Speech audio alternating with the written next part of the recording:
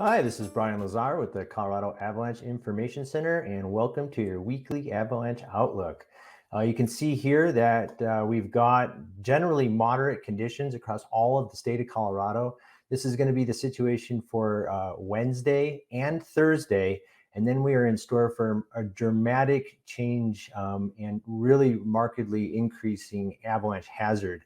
I'm going to show just an animation here of total snow accumulation starting on Thursday morning and in through the weekend. And you can see starting on Friday morning, heavy snowfall really starts to take hold across the state. Favored areas could see 2 or 3 or more feet of snow by the time the whole storm is done. And this is going to land on a snowpack that has pretty pronounced weak layers. This past week, we've continued to see remote triggering of avalanches, cracking and collapsing. And so this is a clear indication that this is not a snowpack that can handle the kind of load that is coming.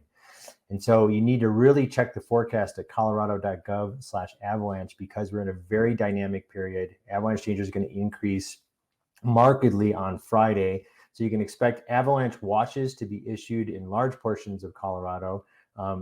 Initially, to start, we're looking at places like the Grand Mesa, the Aspen Zone, the Gunnison Zone, and portions of the San Juan Mountains. So a watch on Thursday means we anticipate very dangerous avalanche conditions to develop in the next 24 hours. And so anticipate warning criteria or high danger, which is level 4 of 5, as we move into the holiday weekend. Keep in mind when we have high avalanche danger, this means we do not recommend travel in backcountry avalanche terrain. We're going to see avalanches run naturally. We can trigger avalanches very easily from a long distance away. Avalanches are going to break in very surprising ways, cross-terrain features, things like that. And because we're worried about both triggering avalanches from below and naturally, spontaneously occurring avalanches, we need to be very cognizant of overhead hazard. So even if you're just planning to do the dog walk or take a Nordic ski in your local area, you need to make sure those areas are not underneath steep slopes. This avalanche danger is going to stay with us through the weekend and at least, and we have a really snowy period ahead of us. We've got continued snowfall that lasts essentially through the end of 2021, all the way into New Year.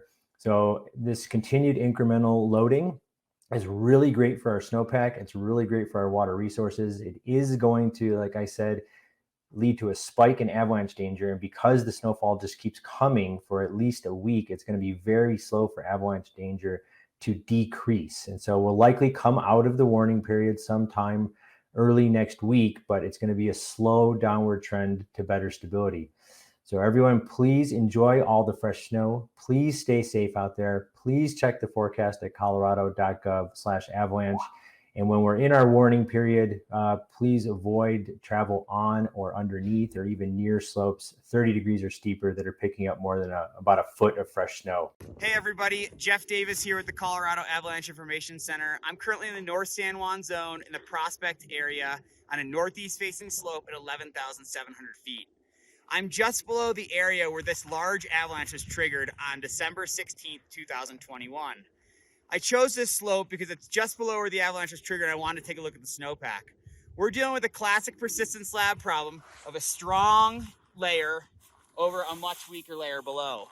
When we're dealing with this kind of snowpack structure, we have to be really wary that these kind of avalanches will be triggered from a distance, travel over terrain features, and break wider and further than we might expect.